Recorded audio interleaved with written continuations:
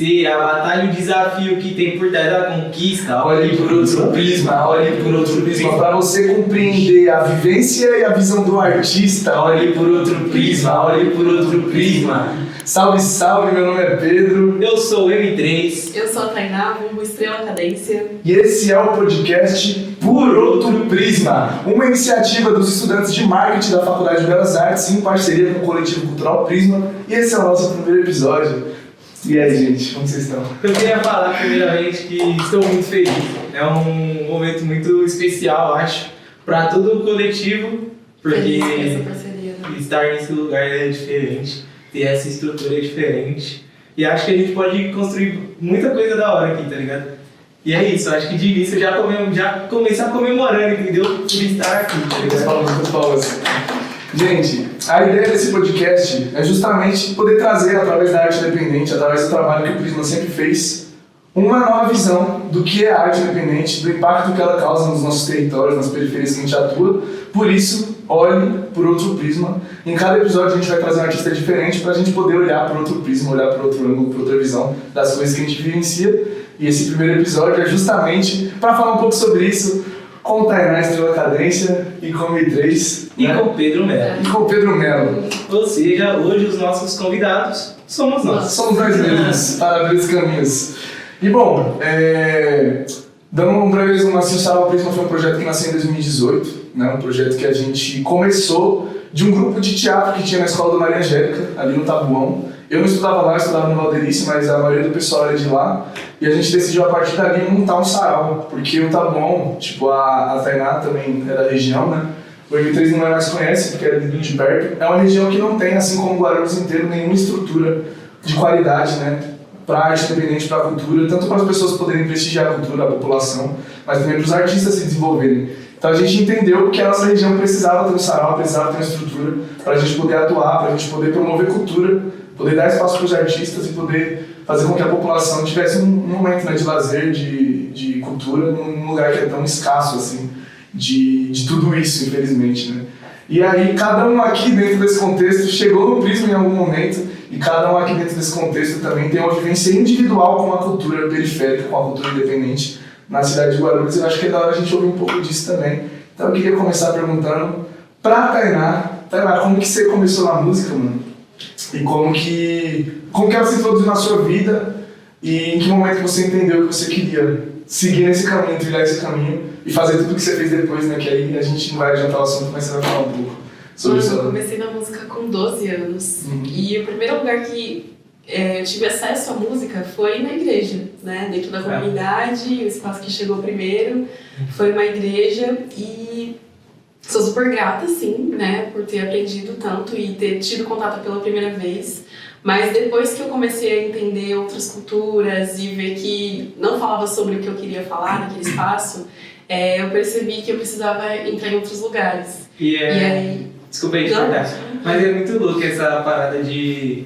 que isso evidencia muito a falta de cultura e lazer nos lugares, tá ligado? Nas quebradas, tá ligado? Acho que muito músico, a gente assim, conhece bastante músico, a maioria deles, ou grande parte deles, teve esse primeiro contato na igreja, tá ligado? E isso evidencia a falta de estrutura, de cultura dentro da quebrada, tá ligado? Diversidade. E por outro lado, como que a igreja ela cumpre esse papel, né? É importante falar isso. Sim, exatamente. Querendo ou não, com críticas e também na parte boa, né, de tudo que eles fazem, tipo, tem os prós e os contras, né? Porque você entra querendo aprender sobre a música, mas você aprende só uma linha da música, aí você vai mais pro erudito, aí você tem que estudar aquele meio, porque se você estuda um outro meio, tá meio que errado, entendeu? Tipo, mano, você não pode tocar no seu instrumento outro tipo de música, porque seu instrumento é consagrado, então... E aí quando eu entendi esse rolê, eu comecei a ir pra outros lugares, e aí foi muito de onde eu conheci também o Prisma, né? Tava com a minha filha pequenininha, Yasmin, e aí foi onde eu tive meu primeiro contato, foi onde eu ouvi a primeira vez o nome deles, Regina, mano, tipo, com 21 anos, 20 anos. E aí eu entendi, mano, eu passei por um período dentro de uma caverna, parece. E aí foi onde eu comecei a estudar sobre música. E eu tinha contato com instrumentos na igreja, que eram da igreja. Só que quando eu saí, eu não levei instrumento comigo, né? Então eu não podia mais ter acesso a esses instrumentos. Foi quando eu comecei a estudar violino, porque foi o único instrumento que eu consegui estudar, que alguém da igreja falou, tá bom, você toca, vou emprestar pra você, mesmo você estando no mundo aí. Aí eu comecei a estudar o violino, aprendi um pouco, toquei até em alguns lugares, ensinei algumas crianças. A gente colocava bastante vídeo no Instagram. Na verdade eu não toco assim, nossa, ela toca violino, eu sei arranhar um pouquinho. E aí depois disso eu entendi que não era meu rolê, aí eu montei uma flauta transversal. Na verdade eu ganhei uma flauta transversal em um grupo de Daime que eu ia, comecei a consagrar ayahuasca, e aí eles me deram uma flauta porque eu tava sempre lá e como eu sabia tocar e ajudar no rolê, aí eu estudei e consegui entrar no conservatório de Tatuí. Aí eu fiquei um período lá no conservatório, depois eu saí do conservatório e aí foi quando eu comecei a estudar aula de flauta doce para as crianças no CCA e no CJ lá do Prato Verde Sustentável. Aí foi quando começou esse projeto, aí foi quando eu entrei no Prato Verde Sustentável, efetivamente como professora de flauta doce. Caraca! E aí, o que a gente não tem de estrutura em Guarulhos, tem de estrutura em São Paulo. O CCA é um projeto muito louco. Precisava ter nas periferias, nas comunidades de Guarulhos, seria tão... Nossa, as crianças têm acesso a tudo, sabe? A música, a arte, a crítica, a política, a economia, vários assuntos que a gente não tem normalmente acessibilidade dentro de uma escola estadual. Então, eu comecei a ensinar as crianças naquele rolê do Prato Verde Sustentável e tô lá até hoje, né? Agora eu tô na área de eventos e aí a gente promove, faz cadastro, dá brinde. Aí eu comecei a aprender sobre questões ambientais. Foi onde eu comecei a ter contato com isso e comecei a desenvolver as minhas músicas nesse sentido, sabe? Eu já tinha essa linguagem de falar sobre a fome, de falar sobre questões políticas, crítica social, mas quando eu entendi esse rolê da questão ambiental, para mim foi o cerne de todos os problemas, sabe? Depois da alimentação, as questões ambientais, eu acho que é onde nós, o povo periférico da comunidade, o povo preto, pobre, periférico, principalmente mulheres, que hoje são a maior parte das chefes de família, são mais acometidas, sabe? O povo indígena. Então eu entendi que é o cerne do problema de todos os outros problemas, é de onde emana todos os outros problemas da comunidade, da sociedade em si. E aí eu entendi que eu precisava falar sobre isso nas minhas músicas, né? E aí foi quando eu escrevi, comecei a escrever algumas músicas e recentemente eu escrevi uma que chama Mãe Natureza, que depois eu vou cantar, não sei se é agora, mas eu queria cantar ela pra vocês. Antes de cantar, acho que a gente já pode seguir nesse tema, aproveitar que você citou, para você explicar melhor o que é o Prato Verde Sustentável. Perfeito. O Prato Verde Sustentável ele é uma ONG, né, de impacto socioambiental que atua no Jaçanã, zona norte de São Paulo. A gente basicamente ocupou um espaço que era um terreno ocioso, lá na zona norte, que só tinha esse CCA e esse CJ. Era um espaço que não tinha nada, só tinha vetores de doenças, rato, mosquito, barata. A gente recuperou esse terreno, começou com um canteiro de 5 metros quadrados, a gente começou a produzir nessa horta para ensinar as crianças do CCA e CJ sobre educação ambiental, e hoje é uma horta de 8 mil metros quadrados que produz cerca de 50 toneladas de alimento agroecológico e que com isso consegue distribuir mais de 500 refeições por dia para as pessoas em situação de vulnerabilidade social. E aí quando eu me envolvi no Prato Verde Sustentável, já era muito voltado para a arte, mas eu trouxe um pouco desse quê da minha personalidade também, então a gente começou a se envolver mais com os slams, e aí tentei trazer também pro Prisma, e aí a gente tem essa horta no Croqui já para desenvolver lá no Santa Emília. Então tudo isso fez com que a gente entrasse mais no mundo da arte, porque é totalmente necessário. Eu acho que a música, a arte, o poema, a poesia, os slams, os espaços de cultura periférica são onde a gente vai conseguir levar para quem precisa essa informação. Exato. É um dos meios mais fortes para você conseguir acessar as pessoas, para você conseguir conversar com as pessoas e comunicar de verdade. Eu acho que dentro do que a gente fala que é educação, né? Quando a gente está num ambiente periférico, qualquer ambiente, na verdade, a educação ela sempre tem que passar pelo que é a cultura daquele ambiente, né? Uma coisa bem freiriana, inclusive, de pensar assim, tipo, a gente não vai chegar com o conhecimento pronto para aquela população. A gente chega com a estrutura, chega assim com informações, mas a gente tem que entender qual é a cultura daquela população e, tipo assim, dar protagonismo para essas pessoas. E o que a gente faz, na verdade, é tomar protagonismo, né? Exato. Porque eu sou lá da favela da Seis, a Tainá, eu não lembro exatamente onde você morava antes de ir pro... Hoje você tá falando de Santos Dumont. Rodou tudo, né? Foi realizando Cocaia. Então, tipo, a gente está produzindo cultura e num lugar também de entender que a cultura ela traz esse pensamento crítico, traz essa organização social, né? Porque é a luta social que a gente faz. É uma forma muito louca de de mostrar que a cultura é a melhor ferramenta, na minha opinião, de educação popular que a gente tem. Sim. Tipo, claro que também é uma coisa de... Desculpa. Sim, não, tem várias, é verdade. E é uma parada de, tipo assim, não é que a gente acha que a cultura todo momento tem que ser crítica. Claro que também a gente entende que a cultura é um momento de lazer para as pessoas, de, tipo assim, descontração, mas eu acho que ela também tem esse papel, né? E é isso que vocês fazem de falar da fome, de falar da alimentação saudável. E é uma lógica de contracultura mesmo, né, do que está posto hoje, é muito foda. Prato Verde Sustentável, sigam eles no Instagram. Dá pra colocar aqui embaixo? Dá. Sigam ele aí, sigam ele aí. Sustentável, o meu é @Estrela Cadência. Eu vou fechar com a minha musiquinha rapidão, tá? É isso. Pode ser? Eu vou cuidar do meu tempo, não vou deixar destruir, não. Vocês querem me transformar no combustível dessa sua produção. Não vou deixar você entrar na minha, pelo contrário eu entrarei na tua. Quando o sol erradicar as cores que se adaptarem e você sentir na pele queimaduras, não poderão fugir da minha força e destreza. Eu sou a grande, eu sou mãe natureza. Não poderão fugir da minha força e destreza. Eu sou a grande, eu sou mãe natureza. Mãe natureza. Eu sou mãe natureza. Sou mulher que fui obrigada a me limitar. Mandaram eu me colocar no meu lugar. O que posso fazer se todos são meus? E eu farei questão de ocupar todo lugar, todo lugar, todo lugar que eu quiser, é meu, é meu, é meu. Pela cadência, mano, essa menina é foda. Pô, sabe que ela me lembra não dessa música, mas em outras que você já produziu, eu já te falei isso. A Negra Lima. A sua própria cantar. As músicas que são mais hip hop sua. Ela ainda vai contar comigo. Vai. É, Negra Lima, você sei que você tá vendo isso. Eu sei que você sabe. Valeu, gente. Mano, muito louco.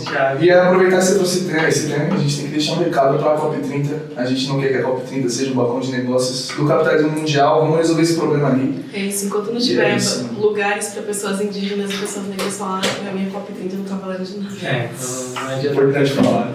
E você, meu parceiro? E eu? M3, professor de samba rock, Então poeta, como que você começou nessa parada aí, mano? Com quantos anos? Como que o samba rock chegou na sua vida? Mano, a arte chegou na minha vida muito novinho, tá ligado? Eu comecei a frequentar aulas de samba rock com 10 anos de idade.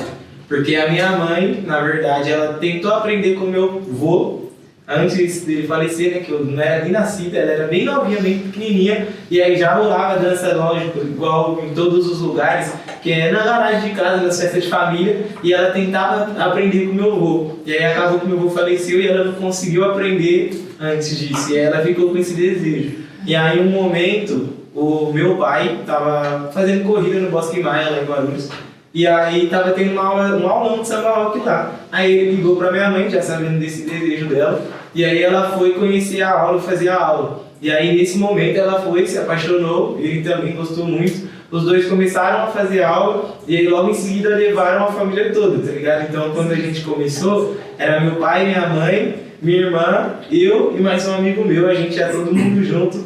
E logo de cara o efeito já teve um efeito muito incrível na minha vida de unir a família, tá ligado? A gente passou a ter um hobby junto, tá ligado? E isso, querendo ou não, traz mais momentos marcantes assim, mais momentos familiares, tá ligado? E ele entrou na minha vida dessa maneira, o samba rock, tá ligado? Então, desde molequinho eu já comecei a aprender, já comecei a dançar. E aí eu fazia aula lá no projeto Samba Rockiano, que é um projeto lá de Guarulhos. E aí lá mesmo nesse projeto, passou um ano, eu comecei a fazer apresentações com uma equipe de coreografia do Samba Rockiano. Então, com 11 anos de idade eu já estava saindo por aí para apresentar o samba rock nos lugares, no samba, nos bares, até como uma forma de divulgação também da cultura já. E aí, aos 12 anos, eu comecei a dar aula nesse projeto. Quantos anos? Aos 12. 12? 12 anos de idade, eu menorzinho lá, criancinha dando aula. Era uma brisa, eu pequenininho ensinando os caras lá que chegavam, os marmanjos. Tinha uns até que achavam ruim, você acredita? Falavam, não, como que o molequinho vai me ensinar a criança? Mas você me contou que quando você era criança ainda, adolescente, não sei exatamente, você subiu no palco com uma pessoa aí. Isso aí eu tenho que Ninguém falar. conhece ela, não? Isso aí eu tenho que falar. Irrelevante. Quem que é? Aos 12 anos, no ano de 2017, teve o primeiro troféu Samba Rock, que foi tipo um Oscar de Samba Rock. E aí eles fizeram um evento de gala, tá ligado? Todo mundo bonitão, limousine e tudo, lá no Teatro Sérgio Cardoso. E aí quem cantou lá foi a Leci Brandão.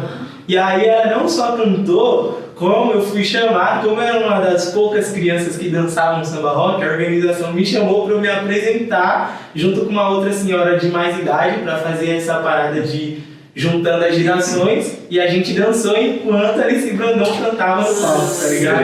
Então eu já dividi palco com a Alice Brandão, tá ligado? Isso aí tá marcado na história, entendeu? Eu falo pra todos os lugares que eu vou. Esse Brandão,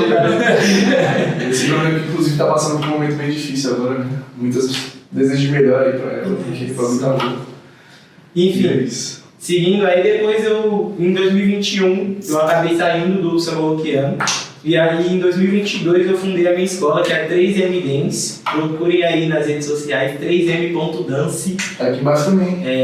A gente, tô dando aula lá na minha casa, no Jardim Cocaia. E também dou aula no Espaço Cultural, que é o Território Quilombo, que fica no centro de Guarulhos. Eu dou aula de terça a quinta, ou seja, eu dou aula terça, quarta e quinta. E aí dou aula em outros lugares esporadicamente. Inclusive dei aula aqui na Belas Artes, tá ligado? Que é um bagulho muito chave de se comentar, que o samba rock é uma cultura negra periférica, tá ligado? Inclusive, é justamente pra você falar um pouco mais sobre isso, mano, porque não é qualquer dança, né?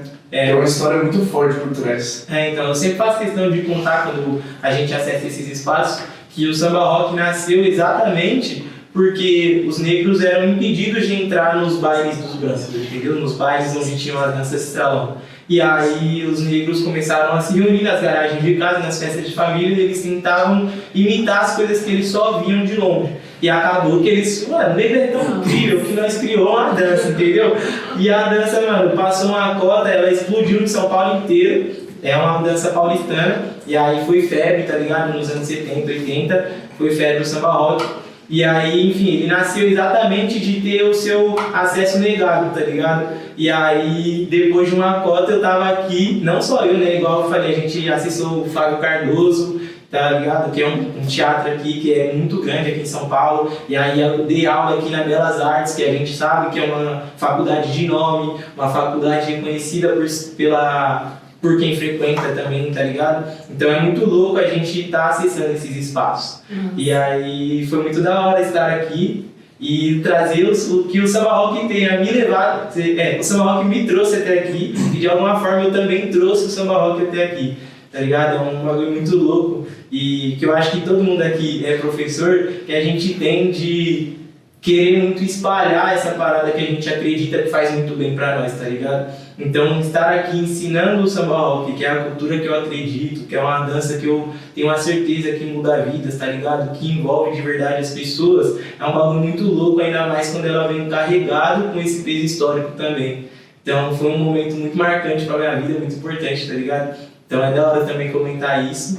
E, enfim, do samba rock eu acho que é isso. Eu comecei lá em 2015, com 10 anos, lá no samba rockiano, e hoje eu tenho a minha escola, a 3M Dance, a gente está dando aula em todos os lugares possíveis. Apesar da cidade de Guarulhos não dar estrutura, apesar do estado não dar estrutura, a cultura está acontecendo e a gente faz acontecer. Não só a dança, como também no estilo musical, né? Sim. Jorge Ben, ele desenvolveu a batida do samba rock, então é muito importante também citar. Exatamente, Jorge Ben. Ele é conhecido aí por muitos como o pai de samba rock. Exato. Mas, para além do samba rock... Exatamente. O que mais você faz? Você é um artista. Eu também sou um poeta, tá ligado? Eu faço poesia. Normalmente eu falo... Você não é um poeta, você é o poeta.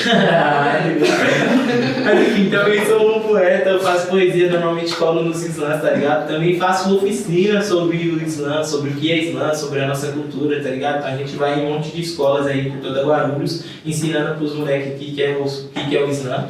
E Acho que enquanto poeta eu já vivi umas paradas da hora, tá ligado? Participei do torneio nacional de slams, tá ligado? Participei agora do Slam SP, que é a competição estadual de poesia de São Paulo.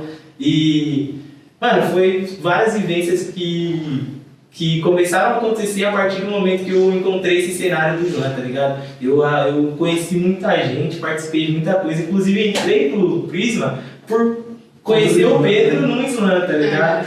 Então é um bagulho de várias conexões que a gente faz. Mano, eu vou te falar que foi mal te cortar. Foi arrepiante ver no Slam SP, mano. Vocês tinham que ver o que ele fez, assim. Tá vendo? É o cara mais foda e mais humilde que tem no Brasil, mano. Se vocês puderem acessar aí, tipo, a gravação do Slam SP Chave B? Xavier no YouTube. Tipo assim, mano. Esse cara é foda. Um dos melhores poetas da nossa geração. É, mano. Não tem o que falar. Então, antes de finalizar, que a gente já tá chegando pro finalzinho, a gente tem que mandar poesia, né? Mandar uma poesia. Exato. Estamos aí falando de poesia, você tem que mandar a sua, eu vou mandar a minha. E a gente finaliza com a poesia, pode ser? Bora.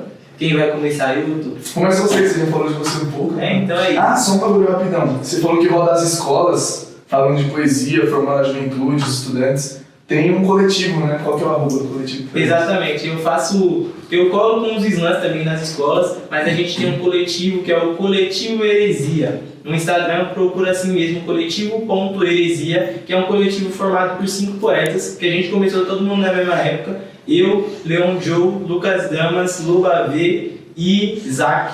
A gente cola nas escolas fazendo esse trampo aí de ensinar o que é poesia. Falando em poesia e falando em SP, eu vou mandar a clássica, não tem.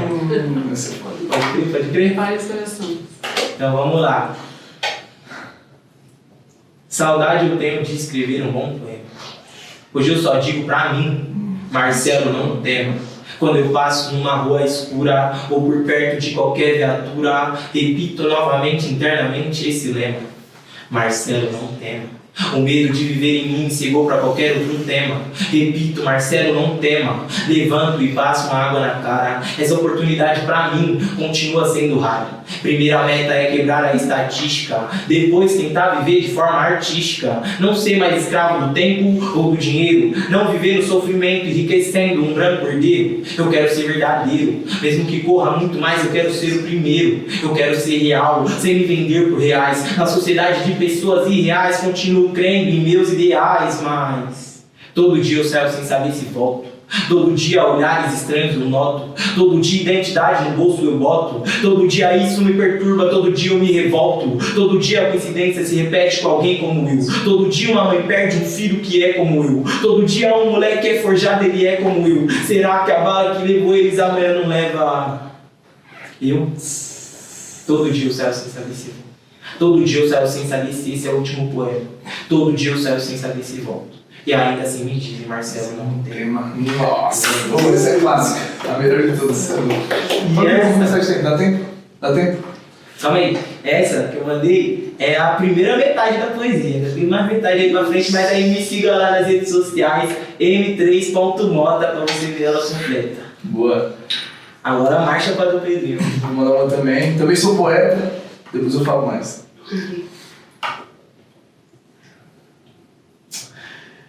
Distopia.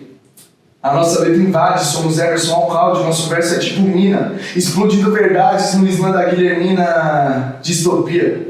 Somos revolução no slam, no hip hop, então se não for lutar, nem encoste. Nós armamos motins por menos Luizas Trajanos e mais Luizas Marins Trajano Lacoste. Marcas da burguesia, mas nós apropria e foda-se a magazine. Eu quero ver a garotada lançando mais um zine, recitando poesia. Distopia. Essa não é pro Drake em escala lá menor, é pros Mandrake refletir sobre uma escala menor de trabalho. Quem do que amar, nós quer ter tempo pra amar, pra ver o Hendrick jogar pela seleção brasileira. Not like us, nós não somos como eles, estamos mais pra John Guigaras do que Barbosa e Duquesa. Distopia. Os moleques lá da 6 não são só mais um. A nossa vila é muito mais que biqueira e o seu condomínio é muito menos que família tradicional brasileira. E me dá raiva ver geral trabalhando 6 por 1, é brincadeira.